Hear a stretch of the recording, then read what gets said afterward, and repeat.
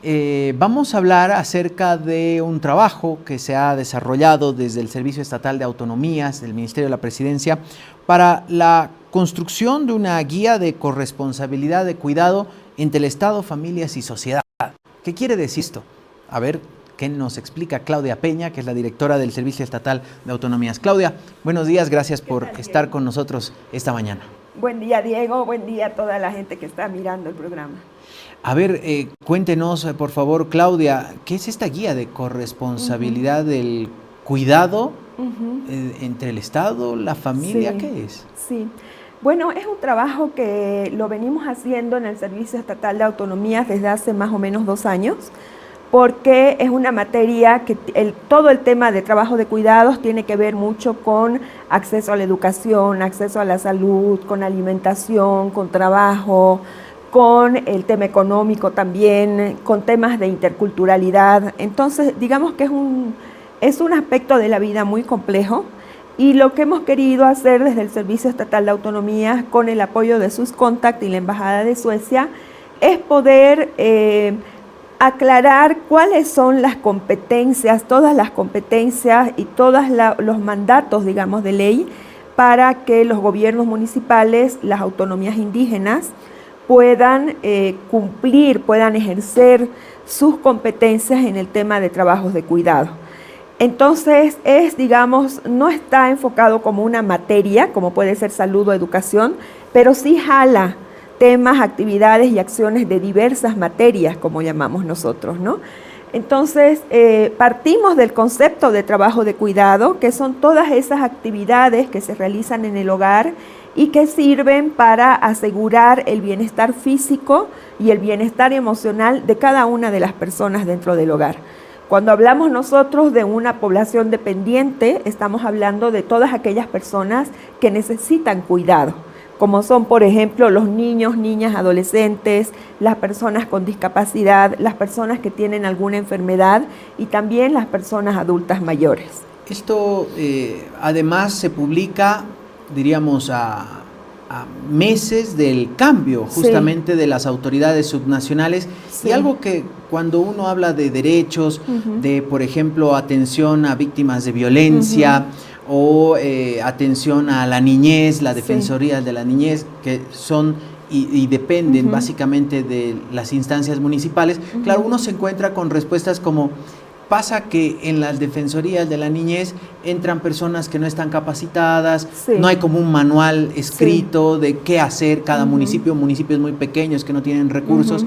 Esto básicamente va a ser que la Biblia, diríamos, de los municipios, o debería ser para ciertos temas. Esperemos que sí, ojalá que sí, Diego. Ahora, nosotros hemos hecho una distinción entre trabajo de cuidado y atención a la temática de violencia, ¿no? En cuanto a prevención y atención a las víctimas de violencia, porque toda la temática de violencia la hemos dejado de lado, ¿no? Porque eso tiene que ver con el tema violencia, que tiene su propia normativa, que tiene sus mandatos, que tiene las competencias también, que tiene que ver con el SLIM, con la Defensoría de la Niñez. Eso lo hemos dejado aparte y nos hemos centrado en el trabajo de cuidado desde una perspectiva de qué es lo que se hace en el hogar para poder reproducir la vida dentro del hogar y para asegurarnos de que más allá de todo el tema de violencia, antes de llegar a eso, las personas estén bien cuidadas, bien alimentadas, bien atendidas, que estén emocionalmente atendidas también, ¿no? En todos los aspectos de su vida. Entonces, acá hemos dejado un poquito de lado todo el tema de violencia. Esto entonces está destinado a qué área, diríamos, de los municipios o de las alcaldías municipales. Bueno, acá nosotros hemos tomado en cuenta los gobiernos municipales y las autonomías indígenas, porque son esos los gobiernos locales, ¿no? Son los gobiernos que están más cerca de la gente y tienen que ver con, por supuesto, con ejecución presupuestaria, con cómo yo estoy distribuyendo los recursos, ¿no? Dentro de mi municipio, dentro de mi autonomía indígena, porque este trabajo de cuidado generalmente recae en las mujeres, ¿no? Estudios señalan que el 77% de las mujeres mayores de 14 años en nuestro país hacen trabajos de cuidado.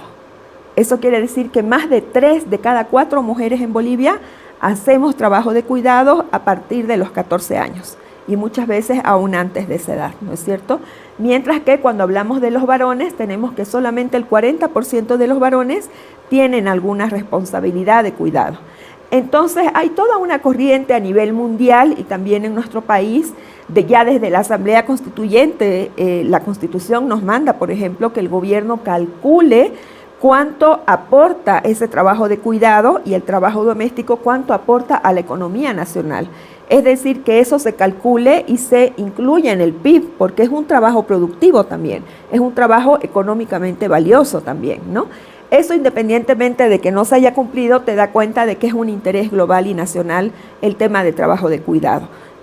Entonces, lo que manifiestan todas estas corrientes, muchas de ellas feministas también, es que esa responsabilidad que históricamente las mujeres hemos asumido y que no ha sido calculada como un valor productivo, como algo que genera valor, que ese trabajo tiene que ser reconsiderado como trabajo, que tiene que ser visibilizado, que tiene que ser redistribuido y que tiene que ser valorado, ¿no?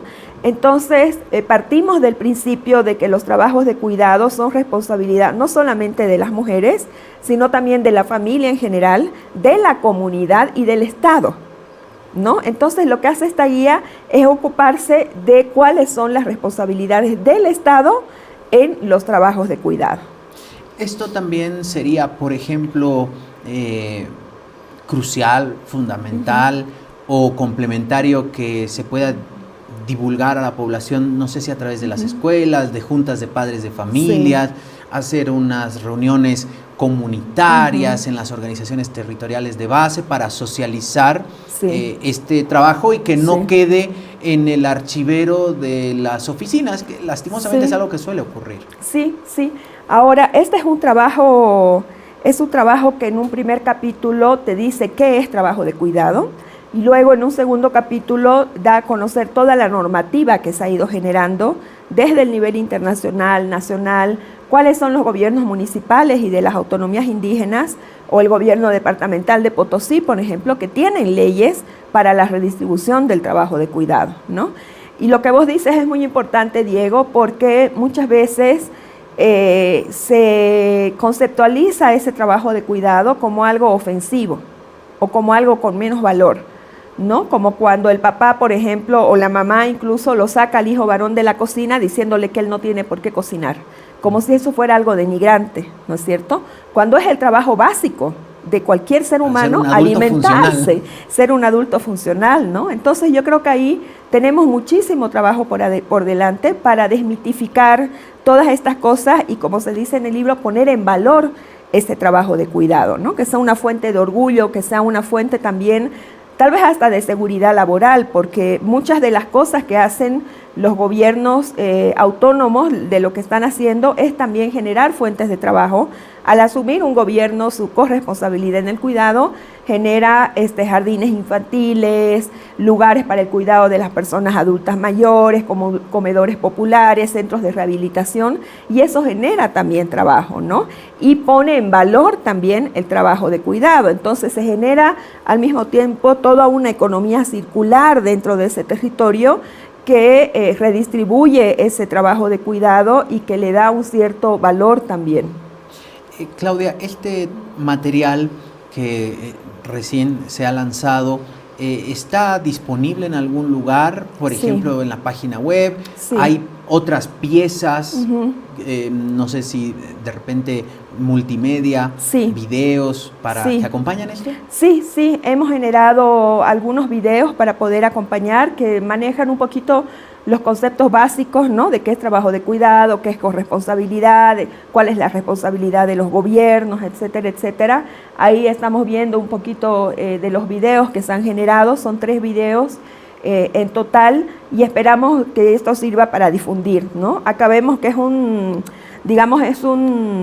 trabajo bastante grueso y yo quería mostrarte, no sé si tal vez cuando me devuelvan la cámara, mira la complejidad de lo que es esto, ¿no? Acá tenemos, ahí está. Mira, esto lo hemos craneado porque acá está todo lo que implica en temas de adultos mayores, por ejemplo, todas las actividades, atribuciones, competencias que están involucradas en el cuidado de las personas adultas mayores a nivel de gobiernos autónomos departamentales, a nivel de gobiernos autónomos municipales y de autonomías indígenas, y también a nivel del nivel central. Entonces, lo bueno es que acá tú tienes de una manera muy práctica, muy condensada, todo lo que las autoridades tienen que hacer o deberían poder hacer cuando ejercen el cargo. Tú hablabas de que el próximo año vamos a tener nuevas autoridades municipales y departamentales, y esta guía va a ser muy importante porque lo que estamos poniendo acá es poner en facilito algo que a veces nos da la sensación de que es muy complejo, ¿no? Pero nosotros confiamos que cuando tú tienes la voluntad política para hacerlo, más allá de si tengas presupuesto o no, es algo que se puede hacer, porque también hay un capítulo referido a los niveles de coordinación, y ahí cuando nosotros recogíamos las experiencias que están en este libro hay muchas experiencias sobre lo que hace la gobernación de Potosí, o el gobierno municipal de Montero, el gobierno municipal de Sacabamba, de Villavesia, ¿no? Hay muchos gobiernos municipales que ya están llevando adelante temas tan interesantes como un internado, por ejemplo, para adolescentes y jóvenes estudiantes de colegio que tengan familias en el área rural y que por no poder acceder a una escuela secundaria con seguridad dejan los estudios, por ejemplo, ¿no? Entonces el gobierno... Eso también está ahí. Eso también está acá, esa experiencia, ¿no?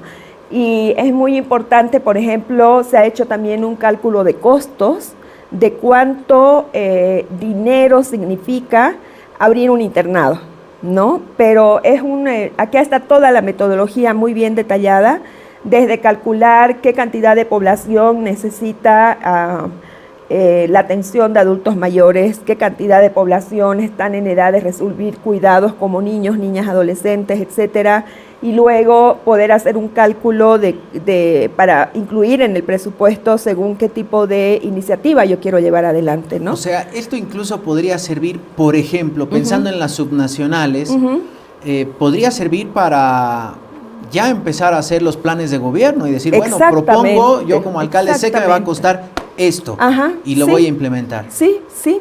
Y lo que hemos visto en las experiencias que se recogieron, por ejemplo, es el rol de algunas ONGs, que es muy importante para poder prestar ese servicio. O en un municipio es muy importante el rol de la gobernación en cuanto a apoyo técnico, a veces incluso apoyo presupuestario para poder llevar adelante un jardín de infantes, por ejemplo, ¿no? O el nivel central también a través de algunos programas que puede construir una infraestructura para un nidito bilingüe, por ejemplo, ¿no? Entonces, hay niveles de cooperación. Es un tema de presupuesto, pero también es un tema, por eso nosotros decimos, de voluntad política para luego ya buscar los recursos que hagan falta. Y claro, mencionaba en esto el tema de la cooperación internacional, que siempre está abierta a este tipo de temas, pero lo que falta es metodología, proyectos que sean viables y que sean reales, ¿no? De repente en un municipio pequeño hacer una gran infraestructura para que se vea bonita e inservible, imposibilitados de tener presupuestos para mantenerla. Sí, sí. Y eso es lo bueno de esta guía, que hemos recogido experiencias de municipios que tienen diferentes presupuestos, diferentes tamaños, diferentes cantidades de población, y acá ustedes van a poder conocer las experiencias de estos gobiernos municipales y de gobiernos departamentales también, para proveer ese servicio de cuidado, ¿no?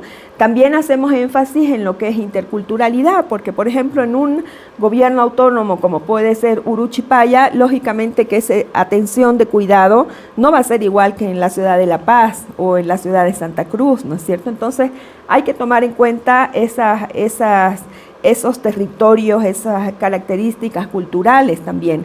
Vemos el caso de un nido bilingüe, por ejemplo, en un municipio en Santa Cruz, creo que es en Ascensión de Guarayos, donde a los niños de cortísima edad, antes de cumplir 5 años, antes de ingresar a la escuela, se les da ese servicio de nidito en su idioma materno, ¿no? Entonces eso también revaloriza la cultura del lugar.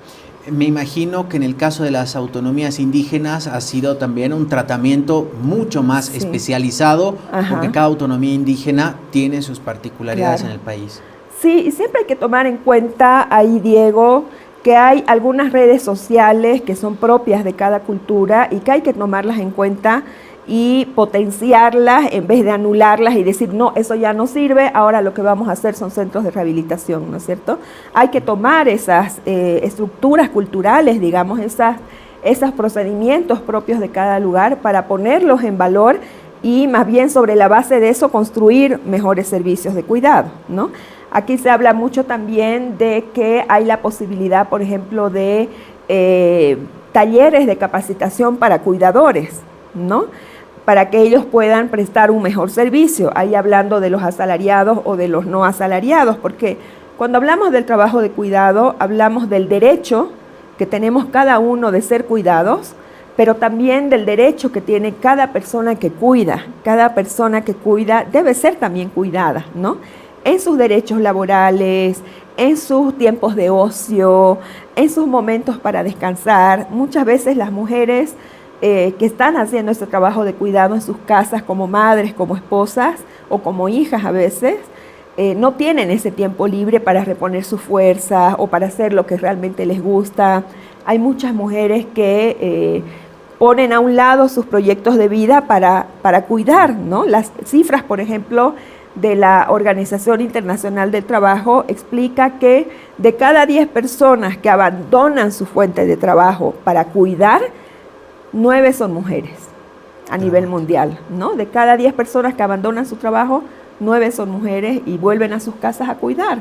Entonces, eso te está diciendo de una distribución injusta del trabajo y de que muchas mujeres están postergando sus posibilidades de llegar a acceder a una jubilación, de acceder a un sueldo cada mes, ¿no es cierto?, de sacrificar su autonomía económica y por lo tanto muchas veces incluso su seguridad personal para cumplir con estos trabajos. Incluso, a propósito de lo último que mencionaba Claudia, respecto a esta postergación permanente que sobre todo tiene rostro de mujer en el mundo, y Bolivia no es la excepción, se me ocurre que esta guía podría servir incluso para las universidades públicas, que deberían, según entiendo, hay una norma que establece que cada universidad pública debería tener guarderías que funcionen en los horarios que se dictan clases, para que las mamás que son mamás solteras o son mamás pero a la vez estudiantes, no posterguen sus estudios porque no hay quien se quede con la guagua. Claro, y eso es lo que sucede, Diego. Mira, yo coincidentemente estuve en la presentación de un libro que hizo el Centro de Promoción Gregoria Pasa el viernes pasado, donde recogen 10 historias de vida de mujeres alteñas. Y ahí, cuando tú ves esas historias de esas mujeres, hay por lo menos 2 casos de mujeres que han hecho estudios superiores. Y ahí te cuentan ellas, ¿no? Cómo tenían que ir a veces con su hijita de brazos y en cuanto decía algo, el profesor las botaba del salón y les decía, anda a cuidar tu guagua y vuelves cuando termines, ¿no? Entonces, en las universidades estamos lejos todavía de ser conscientes de que el trabajo de cuidado es una responsabilidad que tienen también los estados, que tienen las instituciones públicas, que tienen las empresas privadas, aunque sea su tema nada que ver con lo que tiene con algo que tiene que ver con el hogar o con la crianza, ¿no? Independientemente de eso, igual las empresas privadas y las instituciones públicas que tengan más de 50 empleados tendrían que tener guarderías para que las mujeres que trabajan ahí accedan y los hombres accedan al cuidado de sus hijos y de sus hijas, ¿no? Pero eso lamentablemente no se cumple. Claudia, ¿este trabajo ya está disponible? Sí. ¿Dónde? Está disponible en la página web del SEA. Pueden entrar a www.sea.gov.bo con B larga, / publicaciones. Y ahí van a encontrar varias publicaciones del Servicio Estatal de Autonomías y van a encontrar también esta guía de corresponsabilidad del cuidado. Así lo van a ver en la web y ahí hacen un clic y pueden entrar a toda la publicación. Como vos decías, Diego, nos interesa también llegar a las universidades porque lamentablemente cuando hablamos, por ejemplo, de carreras como economía, como ciencias políticas, este es un tema que debe ser tomado en cuenta, ¿no? En los temas económicos, de ciencias políticas, incluso en facultades de derecho, por ejemplo, de ciencias jurídicas, también el trabajo de cuidado es una temática del derecho, ¿no? El derecho a cuidar y el derecho a ser cuidado. Se tiene, nos decía Claudia, a partir de la nueva Constitución establecía una hoja de ruta para que desde el gobierno nacional y los gobiernos subnacionales se pueda, por ejemplo, a poner en papel las cifras que deja el cuidado, que implica el cuidado, que reiteramos, tiene rostro de mujer en nuestro país. Y de niñas. Y de niñas, cada vez a más temprana edad, que se hacen cargo de los hermanitos, porque ambos papás deben salir a trabajar y de repente descuida los estudios o posterga o deja de ir o nunca asisten. En esto, ¿se tiene un estimado de a cuánto puede llegar la cifra de los cuidados en Bolivia? Mira, yo no tengo la cifra en mi cabeza, creo que es alrededor del 15% que el Servicio Plurinacional de la Mujer y la Despatriarcalización, el SEPMUD, ya hizo un cálculo de eso y es de aproximadamente el 15%. Del PIB. Del PIB nacional total. Es un montón, es muy alto. Y así sucede en todos los países. Hay países que ya lo han incluido en sus cuentas públicas, pero lamentablemente nosotros todavía no. Justo estamos en un momento también de transición de gobierno. Por lo tanto, vendrán nuevas autoridades. En el caso de la Asamblea, el 90% son nuevos, no tienen experiencia legislativa ni nada parecido. Para ellos y ellas va a llegar un ejemplar, de repente una charla, y decirles, miren, esta es la realidad que hemos encontrado, son 2 años de trabajo que sería realmente una pena perder. Realmente me has dado una buena idea, no lo habíamos pensado, pero sí es necesario poder entregarles a los diputados, diputadas, senadores y senadoras electas un ejemplar de esta publicación. Es una buena idea. Y sé, por ejemplo, que ya hay instituciones que velan por los derechos de la mujer, que ya se han hecho encuentros nacionales, ¿no?, con los nuevos legisladores y legisladoras. Y bueno, sería interesante poder entregarles esto también. Gran idea, Diego, lo vamos a hacer. Y nosotros atentos y con gusto para justamente cubrir esto. Habíamos hablado la anterior semana con la coordinadora de la mujer a propósito de este encuentro con las legisladoras electas, este primer encuentro. Es importante, sin lugar a dudas. No hay que desperdiciar. Es tan difícil tener datos en Bolivia. Es un tema permanente, una dificultad para el periodismo, para la academia y también para las autoridades, que tener esta guía, nunca había escuchado algo parecido, les facilita el trabajo, les han liberado de una peguita importante a los que tienen que diseñar políticas públicas. Además que te desnuda todos los secretos del cálculo competencial, del costeo, ¿no? Es una materia que como te decía, tiene pues sus complejidades y hay que saber manejarla, porque también vemos que a veces se hacen cálculos que no toman en cuenta toda la realidad, ¿no? Y bueno, vos sabes que yo vengo acá en representación de un equipo, porque ha sido un equipo de gente que ha hecho esto, no lo he hecho yo. Multidisciplinario. Multidisciplinario, ¿no? Hemos tenido varias consultorías, por ejemplo, Clara Berríos, Alejandro Porto, que hizo todo el cálculo económico, el equipo mismo del Servicio Estatal de Autonomías, Magali Condori, Pablo García, Diego Maldonado. Y la verdad es que esta guía es muy didáctica, tiene un diseño muy bonito que ha sido hecho por Andrea Salamanca. Me parece importante nombrarlos a ellos, a Rocío Tárraga de Swiss Contact también, que ha estado mucho tiempo trabajando en esta publicación. Y vos ves en el diseño que ha sido hecha con mucho cariño y con mucha preocupación también, ¿no? También acá ha estado Naira Abal Camargo, comprometida, y bueno, muchos gobiernos municipales también que nos han dado sus datos, nos mostraron sus experiencias. Ha sido un trabajo muy complejo, de bastante tiempo, y aquí están todos los secretos para poder ejercer estas competencias y atribuciones vinculadas con los trabajos de cuidado. Es como un libro de recetas de cocina. No hay dónde perderse. Un libro de recetas, y conozca todos los secretos de este platito, un platito un poquito moroso de hacer, pero muy necesario, ¿no? Y muy sabroso también, porque con estos trabajos se puede mejorar de gran manera la calidad de vida de muchas mujeres en nuestro país, de niños, niñas, adolescentes, prevenir riesgos, ¿no? Tratar mejor a nuestros adultos mayores, a quienes les debemos tanto, y a las personas con discapacidad también, por supuesto, asegurarles una vida digna, ¿no? Entonces, no es cualquier cosa, es un tema muy importante, es un tema imprescindible, y bueno, esperemos que pueda llegar a la mayor cantidad de gente. Claudia, muchas gracias por acompañarnos esta mañana, por este trabajo, a todo el equipo que durante 2 años ha estado en esta tarea, que me imagino por lo que nos cuentan no ha sido nada fácil. Obtener datos es un temita y sistematizarlos es otro. Así que es un trabajo que condensa lo que deberían hacer las nuevas autoridades nacionales y subnacionales en este momento de transición. Así que muchas gracias, Claudia. Gracias a ti, Diego, gracias a toda la población, y pueden obtener la guía en www.sea.gov.bo/publicaciones. Y ahí van a encontrar varias otras publicaciones también del Servicio Estatal de Autonomías, en este trabajo que ha sido hecho gracias al apoyo de proyectos inclusivos de Swisscontact. Mercados inclusivos, perdón, de Swisscontact.